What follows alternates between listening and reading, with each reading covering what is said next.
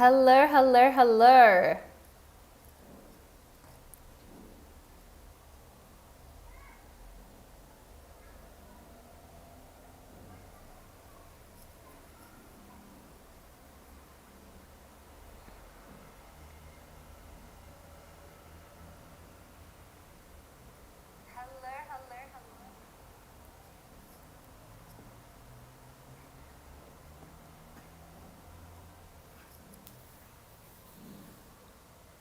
So I've come on a bit early today.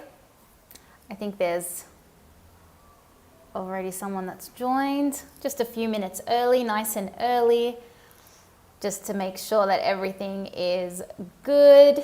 So looking forward to everyone joining in a few minutes.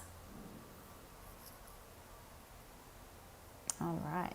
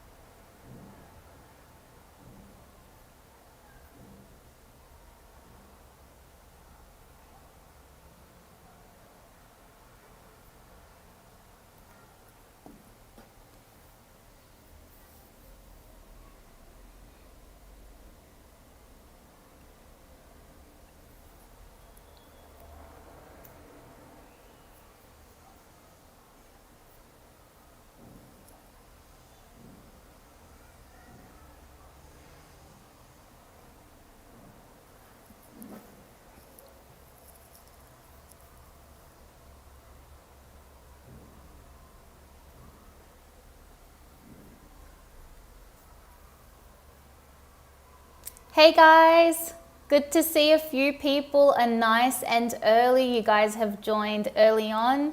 Fantastic.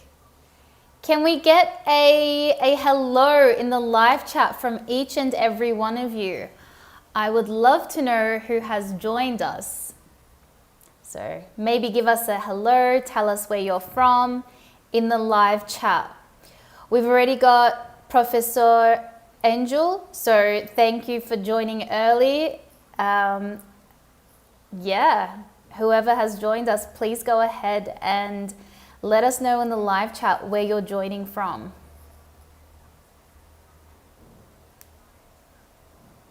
Okay.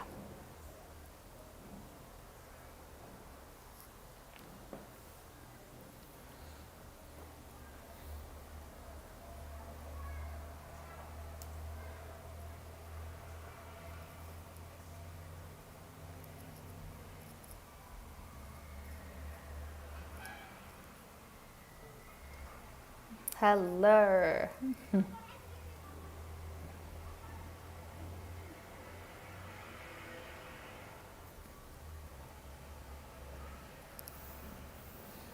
All right. So we've got less than a minute left before we get started. So I'm gonna go ahead and tell you what this lesson is about. As you can see from the screen, we're going to be talking about tourism. So for this lesson, we're going to be learning about tourism expressions and vocabulary, so phrases and words you might hear when you're traveling. So we're gonna be learning about that in this lesson. So let's get started. We're gonna have a look at the first slide here.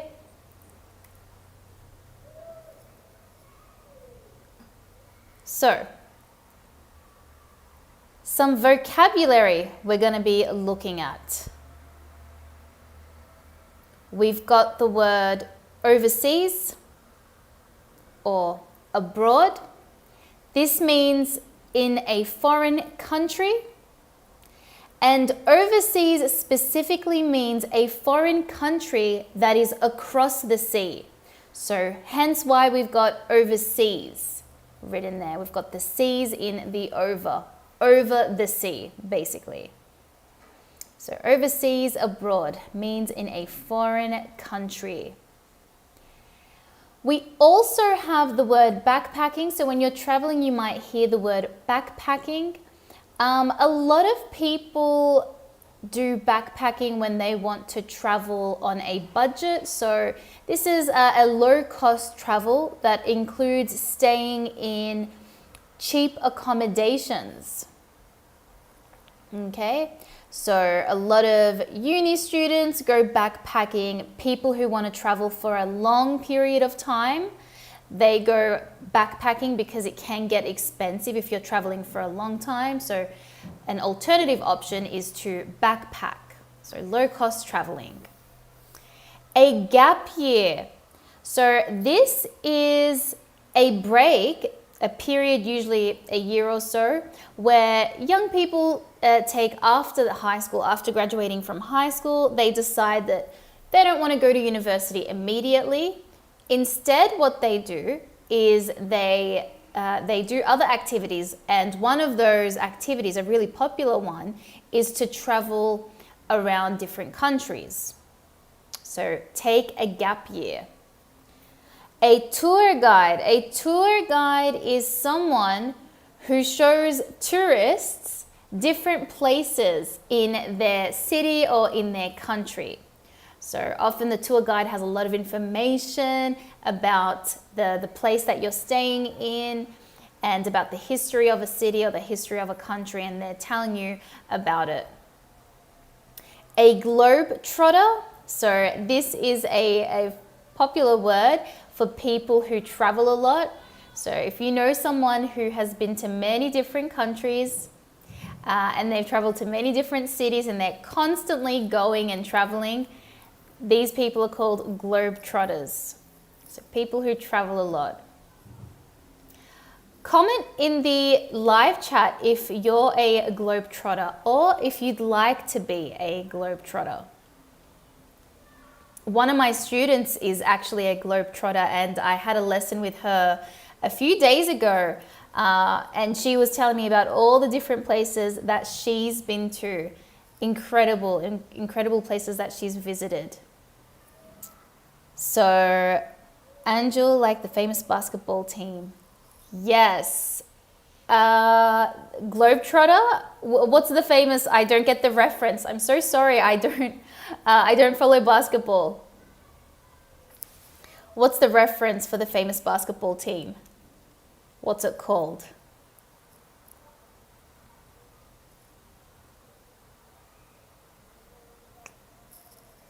All right. I'll wait for you to send that in. And then a brochure. So a brochure is a pamphlet or a small magazine with information about an area or place that you're staying in. So often when you go to a hotel, at the front desk, at the reception, they will have different pamphlets. So papers that are usually folded with different information on them as to what you can do in that city, the different services, the different activities, the different places, and it's just different information that you can use and look at. A fare, this is a fee of a journey. So this is how much a journey costs. So a cab fare or a taxi fare, this is the price of a cab or taxi journey. So you could ask them, what is the fare? The fare is $20, for example.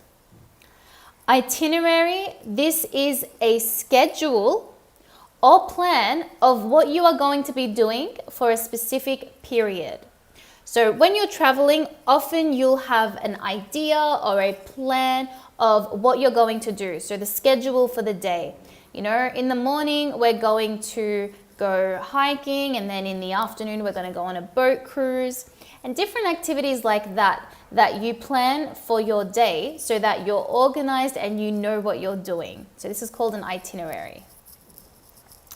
So I'm just going to go back here at the live chat. Okay, well, it was a basketball team 50 years ago in the USA. Oh, okay, awesome. That's good to know. Interesting fact. Okay, cool. So, places you visit while traveling and things you do. Now we're going to look at the places that you visit when you go on a holiday and the things that you can do there, the different things you can do. Now let's have a look. Now before we get started with this, I just want to tell you guys that to get the most out of these lessons, one of the best things you can do is actually to interact with me and the other people through the live chat. So the live chat that is on the right side of your screen, you can go ahead and type things in there. And what's really great about this is that you can interact, you can practice your writing skills and feel like you're involved in the lesson and giving some input as well. All right, so make sure to comment in the live chat any interesting facts or any bit of information or anything of that sort. And any questions I ask you, you can definitely respond to them in the live chat as well. Okay, famous attractions. Tourists often visit churches and cathedrals as well as other historic buildings. So these are some famous attractions, churches and cathedrals. Other attractions include historical sites of interest, such as, for example, Roman ruins and famous battle or burial sites, as well as parks, gardens, and stately homes. Stately homes are big houses owned by aristocrats. So they're similar to castles and palaces as well.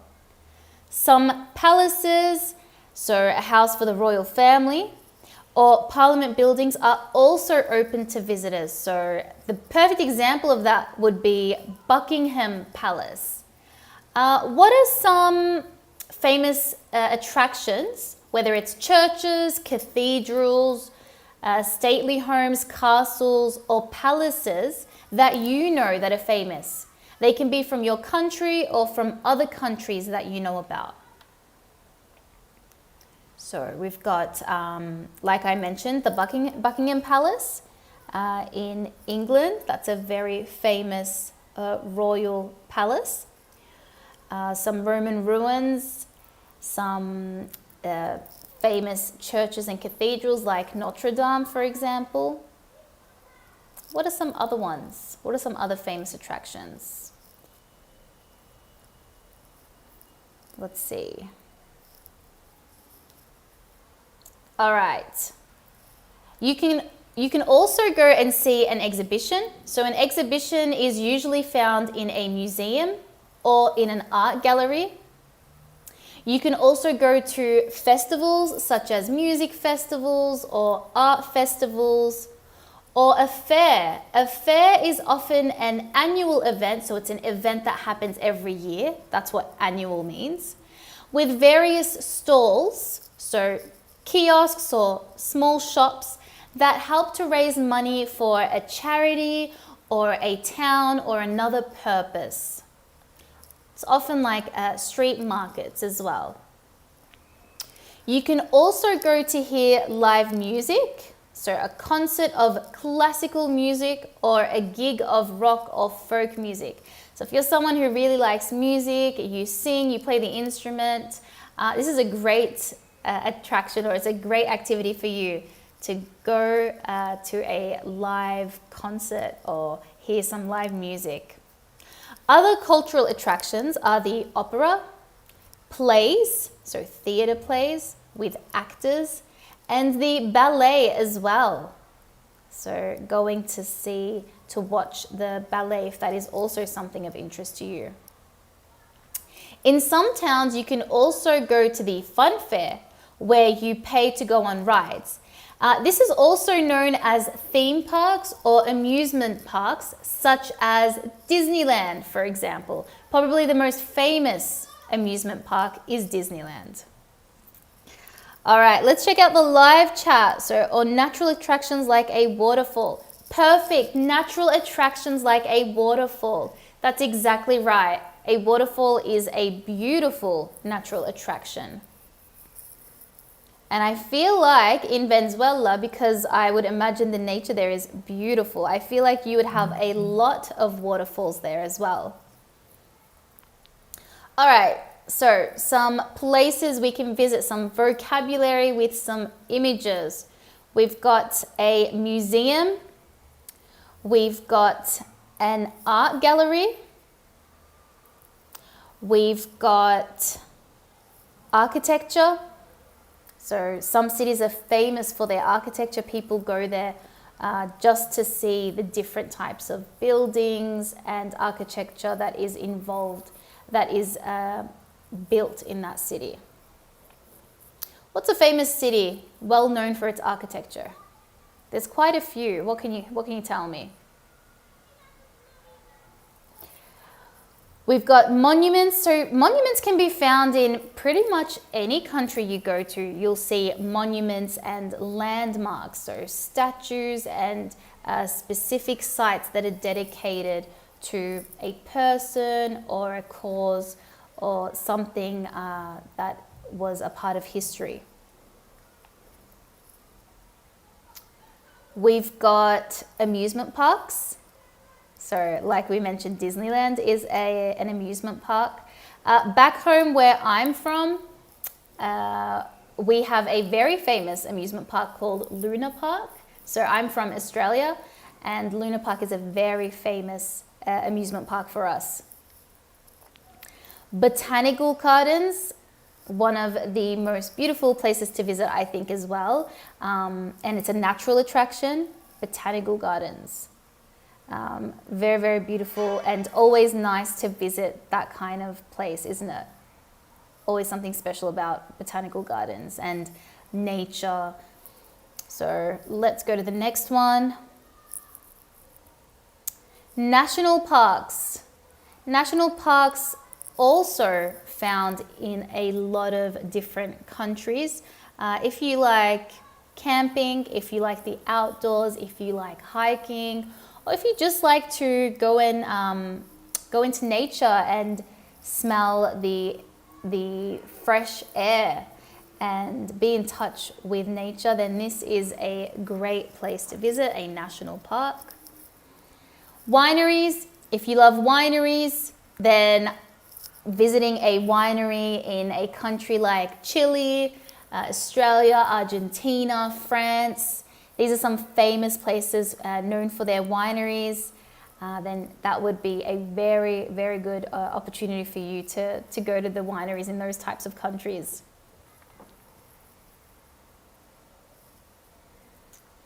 All right, a flea or street market. So like we mentioned earlier, a market that happens on the street where people can sell different things that they make, that they cook, that they buy, and you can go there and have a look at it. It's a great way to also get in touch with a different culture. So you can learn about different cultures, the food there, the type of art they have, the type of fashion even. So it's a great opportunity to immerse yourself in that culture. Aquariums, also a really cool place to visit. If you want to kind of see what it's like, what different types of fish exist in the sea and how it would look like to be in the ocean. An aquarium is a really cool place to go and explore that. So we've got some aquariums as well. And we've also got waterfalls. So like what you were saying, Angel, waterfalls a natural attraction. So you can visit waterfalls in different countries, especially tropical countries. They tend to have a lot of waterfalls. I've been to a few different waterfalls, but one of my favorites is Foz do Iguaçu in Brazil, the Foz do Iguaçu waterfalls. Absolutely incredible waterfalls. If you ever have the chance to visit them, that is just incredible. It's an incredible view. And the waterfalls are actually located across 3 different countries. So they're in Brazil, Argentina, and Paraguay. So depending on which country you go to, you can visit them. They're very, very beautiful. Let me know if there's some other waterfalls that you guys would like to visit, like the Niagara Falls, for example, or if there's any other waterfalls that you have been to and you love. Comment in the live chat and let me know. And lastly, we have the zoo. So everyone loves to go to the zoo, right? Who doesn't like to go to the zoo? Especially if you have kids, going to the zoo is fun. You get to see a lot of different animals and you get to learn about these animals. Here in this photo, we can see some giraffes and we can see some zebras as well. All right. Some activities to do on the holidays. So there's so many different activities that people can do when they go on a holiday. Let's look at some of them. Okay. First one to have a look at. Hiking. So hiking is a very popular activity. It's when you climb or walk up a mountain, or even in a national park, you can do some hiking. Sometimes it's with a group of people and you've got a backpack. Other times it's just a very casual hike just to go up to see maybe a waterfall. And we've got skiing, another type of sport activity. So skiing is a fun one if you like the snow and you like to be freezing cold. Snorkeling. This is also a very popular activity. A lot of people go snorkeling, especially when the water is crystal blue and you can see the fish, like we can see in this photo here. So snorkeling. Have any of you been snorkeling? Comment in the live chat if you've been snorkeling. I remember I was once in Fiji and we did a snorkeling activity, and I remember seeing a stingray swimming past me. A stingray. I don't know if you guys know what a stingray is, but I'm going to write it in the live chat. So stingray. Okay. So I saw a stingray and I got so scared because they're deadly. I don't know if you guys know this about stingrays, but they're deadly. So if they sting you, you can potentially die. So it was a little bit scary, but at the same time it was fun because you get to see all these beautiful fish. Okay. In the Caribbean, yes. The Caribbean would be beautiful to do snorkeling in for sure. Have you been to the Caribbean, guys? Comment in the live chat if you've been to the Caribbean. Okay, scuba diving. So scuba diving, that's another really cool one. Going meters, around like 5 to 20 meters, I think, even further down into the ocean. So scuba diving really deep into the ocean and exploring different coral and different fish and sea creatures. All right, cool. Parasailing. I've never tried this. Have any of you tried this? Comment in the live chat if you've tried parasailing and let us know if it was fun. Was parasailing fun? I would imagine it would be. Seems like a really cool thing. Similar to a hot air balloon, but instead of leaving the ground, you're kind of leaving the sea. So a bit of a different feeling. You would like to visit the Great Barrier Reef. Yes, that would be amazing. Visiting the Great Barrier Reef would be an incredible experience. And fun fact, I've actually been to the Great Barrier Reef. I went with my family in, what year was it? I think 2015, maybe 2014. We went there. It was an incredible experience. There are tens of thousands of different species in the Great Barrier Reef, so it's a very special and important area of Australia, and it's really, really beautiful. A lot of tourists go there. Just absolutely breathtaking. The view, the fish that you see, and the different activities that you can do as well. We did an activity, a water sport activity called ocean walking. And I'm going to put it in the chat for you guys. Ocean walking. So this was a really cool experience. Google it to see what it is. And it was really cool because we got to see so many different types of fish, and they would come next to us and we were able to feed the fish as well. So it was really, really nice. Another water sport activity is paddle boarding. Paddle boarding, this is a really fun one. I recently did this in a lake near our house. This was a very cool sport, paddle boarding. It's hard to balance your body and your feet when you first do paddle boarding, but once you get the hang of it, so to get the hang of something means to get used to it, to be familiar and accustomed to it. Once you get the hang of it, it's a lot easier and it's more enjoyable. Yes, paddleboarding is interesting. I agree. It's a very fun activity, and I would suggest that you guys try it as well. Paddleboarding. All right. Camping. This is a really good one for those of us who love the outdoors, who love to sleep in a tent maybe. So this is called a tent. And they are really great. Camping trips are really great if you have a group of people with you. They're really fun and enjoyable, and I think they make you appreciate nature, and they also make you appreciate your house and your bed as well. And the next one we've got is fishing. So a lot of people that like to go camping often try and do some fishing as well. So if there's a lake or in the ocean, A lot of people like to go fishing. Have you guys ever been fishing? Let me know in the live chat. And if you have been fishing, what kind of fish have you caught? All right.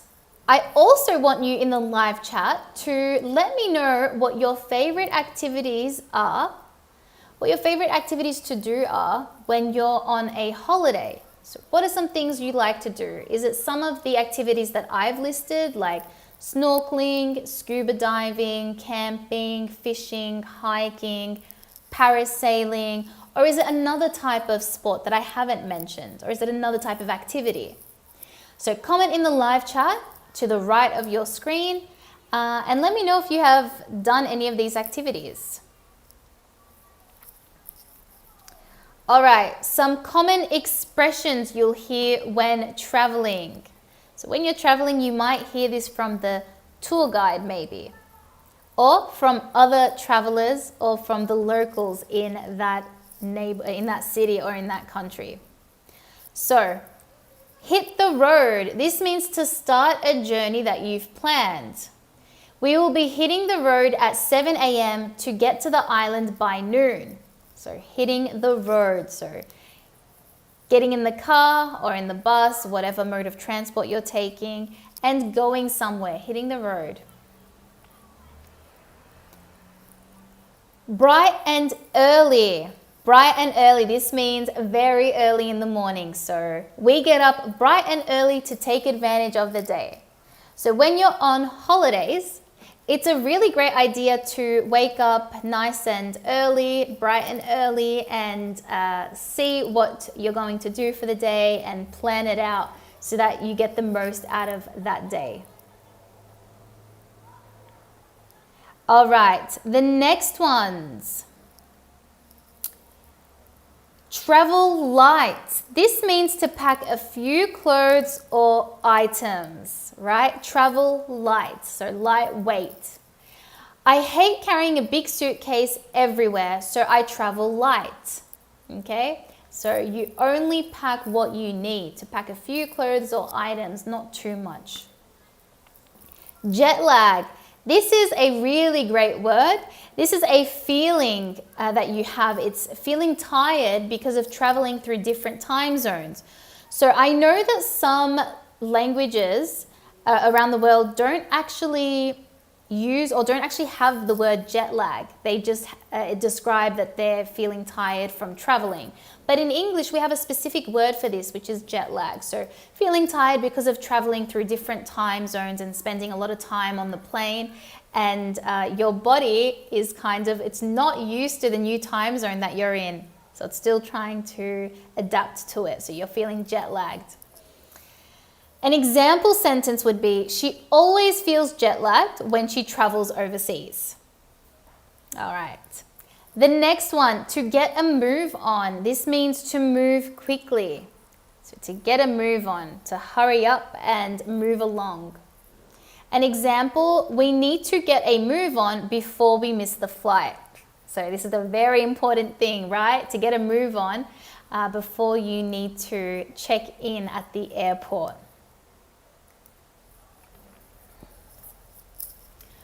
Some other common expressions you'll hear when traveling. Hang on or hang tight. This is to wait before you do something. Sometimes another person, someone who's in charge, a worker, a tour guide even, they might say to you, please hang on while I check the reservation, or please hang on while I look at the information. So this is a really good expression to remember because someone might say that to you, or you might say that to someone. Book in advance. This means to make a reservation. So when you're traveling, sometimes you want to go to a specific place, like a museum or a restaurant or the theaters maybe, I don't know. So you need to book in advance because sometimes these places get booked out. So an example sentence would be, you need to book in advance because tickets sell out very quickly. Live out of a suitcase. This is when you're constantly moving from place to place, so you don't really have a home or a base. Your suitcase is where your life is basically and where your belongings are. So you live out of a suitcase. So Tom has been living out of a suitcase for the past year while backpacking through Europe. All right, next one. Catch some rays, soak up the sun.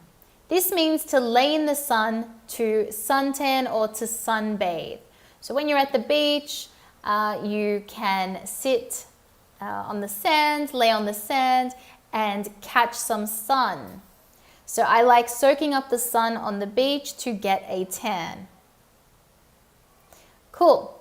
Next one, on a shoestring. This means to be on a tight budget, not spending too much money.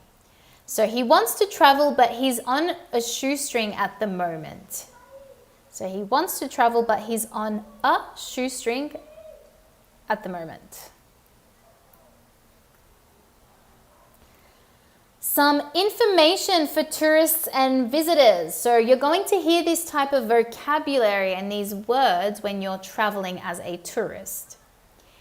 So in the tourist information office, you can ask about the opening hours or opening times for parks, for museums, for galleries, and other types of places as well. You can also ask if there is an entrance fee or admission cost. So before you enter into these places, you can ask if you have to pay an entrance fee or an admission cost.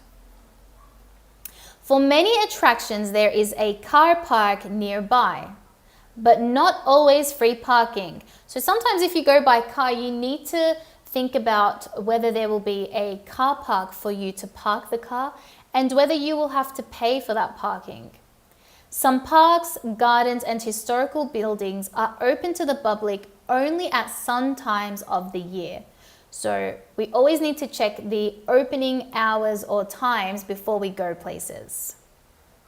You can also ask if there is a gift shop or a souvenir shop or refreshments. So refreshments is like a bar or a cafe that serves drinks, snacks or light meals. Many tourist attractions arrange tours for visitors. So guided tours or audio tours where you can put the headphones on and listen to someone guiding you through the tour and giving you information about what you're seeing and where you're going. And you can find information in brochures and leaflets. So like I mentioned earlier, a one-page brochure folded vertically into 2, 3 or 4 pages, or on posters and flyers. So these are also small leaflets often left on cars or in hotels where you can just pick them up and read them to see what is on them. All right, some phrases that you might hear or that you might use. So you might ask questions like, do you have a map when you arrive at your destination? Where is the currency exchange? Where is the bus stop? Where can I find a taxi? Or maybe you would just use the Uber app. So maybe this one isn't as relevant anymore. You can ask the question, I would like to go to, and do you know where this hotel is? Is there an information desk? This is probably a very popular one, information desk to ask questions. So if you're going around town, these are just some very simple questions that you might ask, and you already know these ones like, where can I find a restaurant? How do you get to the Eiffel Tower, for example? How far is it to the nearest cafe? You might also have someone giving you directions. So it's to the right, it's straight ahead. That means just going straight. This means that you're heading in the right direction and you should keep going. It's straight ahead, so you just keep going the way you're walking. It's at the corner. A corner is a spot where 2 roads intersect, making it a corner. It's 2 blocks ahead. This is also a very popular one. A block is a section of the road between 2 intersecting streets. So that part between the first street and the second street that you cross, this is called a block.